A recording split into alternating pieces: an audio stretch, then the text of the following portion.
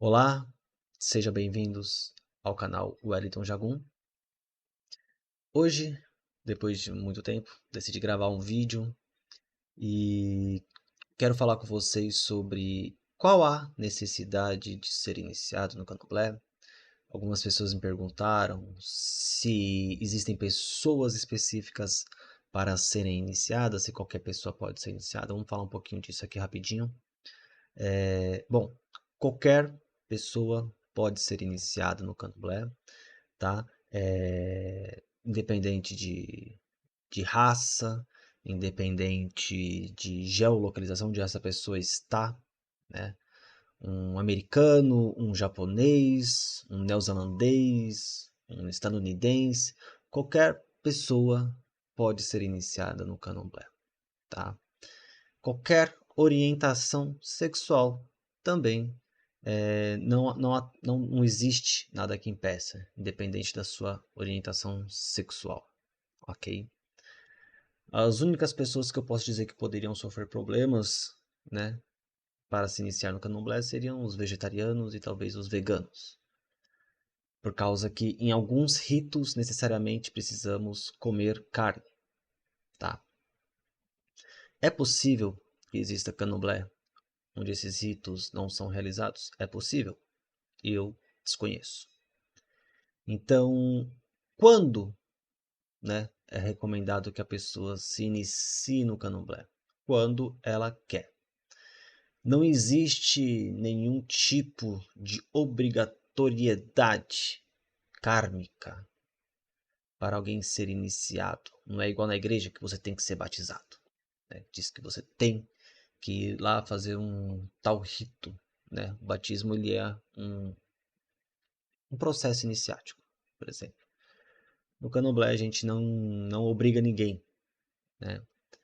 Normalmente as pessoas que não escolhem ser iniciadas por vontade própria e são iniciadas são os bebês, né? Eu mesmo fui um caso disso. Eu fui iniciado aos 2 anos de idade e eu não escolhi, né? Isso veio para mim desde o meu berço, tá? Então pode ocorrer isso. Crianças que são iniciadas, tá? Dentro da religião não há problema algum você iniciar uma criança, né? Já vi iniciações de crianças de 1 ano, por exemplo, já serem iniciadas no candomblé. Lembrando que também quando a mãe está grávida e ela é iniciada automaticamente, o feto ele recebe essa atribuição divina de iniciado, tá? Mas aí é outra questão, a gente pode falar disso em outro vídeo. Então, não existe, deixa bem claro aqui para vocês, não existe nenhuma obrigatoriedade kármica divina para alguém ser iniciado. Os orixás não vão obrigar você a ser iniciado, tá? Se você falar que você não quer, você não quer. Se você falar que quer, você vai ser iniciado. Em algum momento você vai entrar em uma casa, em algum momento você vai participar de uma tradição e lá você vai ser iniciado de um jeito ou de outro. Uma hora vai acontecer. Tá? Pode ser não na primeira casa, na segunda, mas em alguma comunidade você será iniciado. Outra questão sobre a iniciação. É difícil falar sobre o candomblé, gente, porque é assim. Existem várias tradições, existem várias casas, e não obrigatoriamente cada casa deve dar satisfação à sua casa matriz, tá? Graças a isso, o candomblé é o que é, da maneira que funciona hoje, porque não existia essa obrigatoriedade de casa para casa. Então, quando eu digo, né, trago para vocês algumas informações aqui, é em cima do que eu vivi, experienciei, tá? E eu trago isso para vocês não como verdade única e absoluta, tá? Então, só para deixar isso bem claro. Esse aqui é o meu canal e no meu canal eu falo aquilo que eu quiser, né? Falo da maneira que eu achar melhor para poder transmitir a informação aí para você que está assistindo. Então vamos lá. Wellington, fui numa casa de candomblé, joguei buzo e o pai de santo falou que se eu não fizer santo eu vou morrer. Existe verdade nisso, Wellington? Eu não sei. Depende da sua realidade, de como a sua vida está. Eu não acredito nisso. Eu acho que uma iniciação não salva a vida de ninguém. Eu vejo mais médicos salvando vidas do que sacerdotes. Então eu acho que se você passa por algum problema de saúde muito grave, primeiro você vai procurar um médico, né? Quando você está desesperado, quando os médicos te desacreditam, quando não há mais esperança na medicina do homem, você vai procurar Deus, não é? Independente da religião, você vai procurar Deus na igreja, na bruxaria, na quimbanda, na umbanda e também no candomblé, tá? Você entrou para aquela religião, teve um contato espiritual com aquela religião, com aquele Deus, e de repente você foi curado. Um milagre. Então, entenderam? Pode ocorrer. Pode, a sua fé vai te salvar, entende? Mais do que Deus, a sua fé em busca de Deus pode te salvar. Deus não é propriedade privada, como a gente sabe. Todas as religiões vê Deus de uma forma, vê ele fragmentado ou vê ele em uno, mas Deus está em todas as religiões e quando você vai ao fundo do poço e encontra o seu Deus que busca e a sua vida se transforma, aquilo foi positivo. Então, Wellington, fui jogar buzo com o pai de santo. Ele falou que se eu não fizer santo eu vou morrer. O que eu faço? Você encontrou Deus naquela religião? Se você não encontrou Deus naquela religião, não adianta você se iniciar, você fazer todos os atos, você não vai mudar nada. Agora, se sua fé diz que sim, quem sou eu para falar que não? Entende como é delicado essa linha, tá? É necessário a gente discutir isso sim, viu? Porque eu vejo muitas pessoas falando candomblé de antigamente. Não existia isso no candomblé de antigamente. Ah, que antigamente era assim, era assado. Eu tenho um ranço enorme das pessoas que são dessa forma.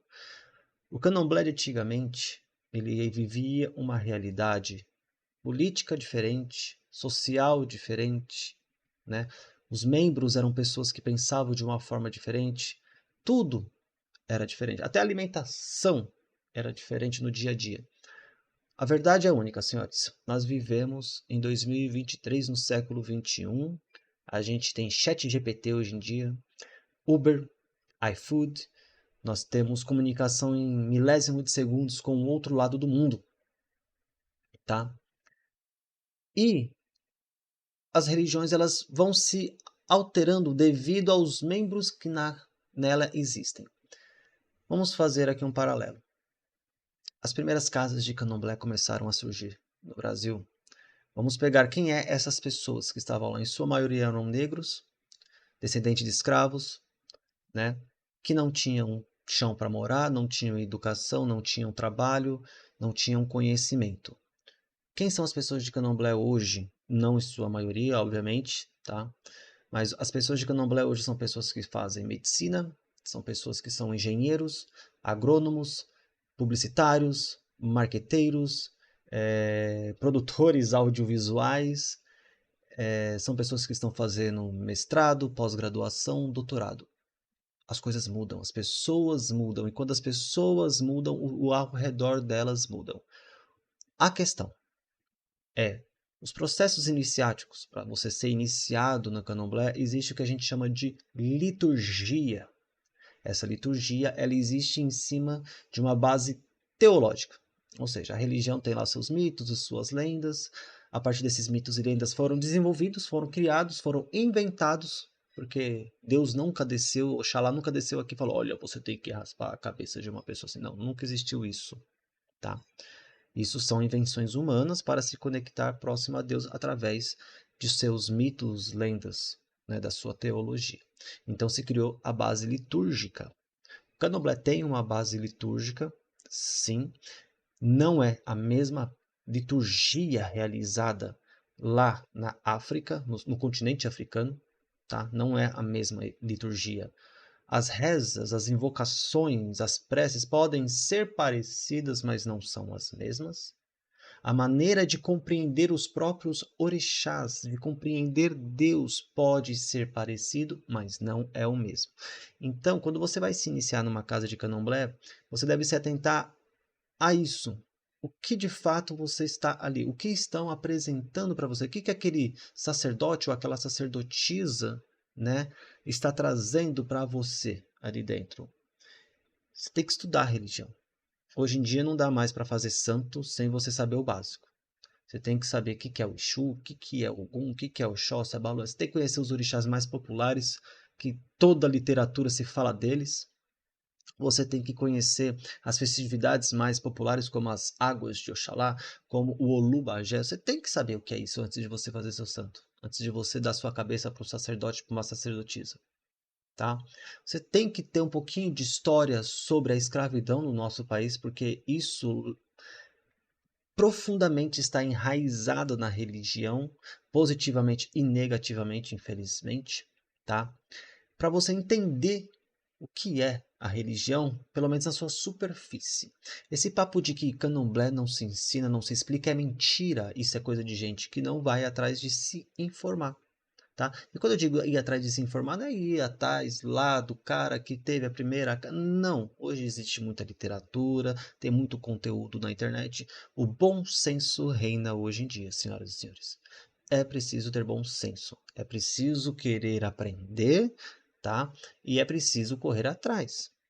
Porque do mesmo jeito que existem maus pastores, como é divulgado na internet, em todos os lugares, existem maus zeladores de orixá também.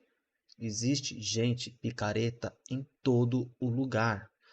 Na bruxaria, na Umbanda, no Candomblé, na Quimbanda, na Igreja Católica, Evangélica, na Mesquita. Em todo lugar você vai encontrar gente pilantra, tá? E quando você encontra essas pessoas pilantras, muito dificilmente você consegue sair ao redor dela, porque ela consegue fazer uma lavagem cerebral, né? Os bons conseguem fazer isso. Os mais safadinhos aí não conseguem crescer muito dentro disso, tá?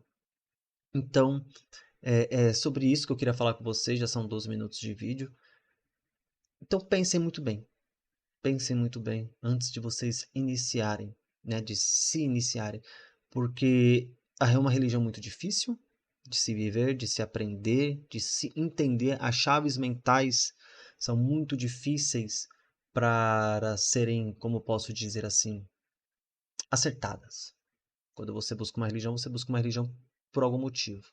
E você tem que achar, né, a resolução e encontrar essa solução dentro da sua vivência espiritual. Tá bom? Muito obrigado. Não se esqueça de se inscrever se você gostou do assunto. Dá um like aí para saber se vocês gostaram ou não gostaram, tá? E até o próximo vídeo. Até mais.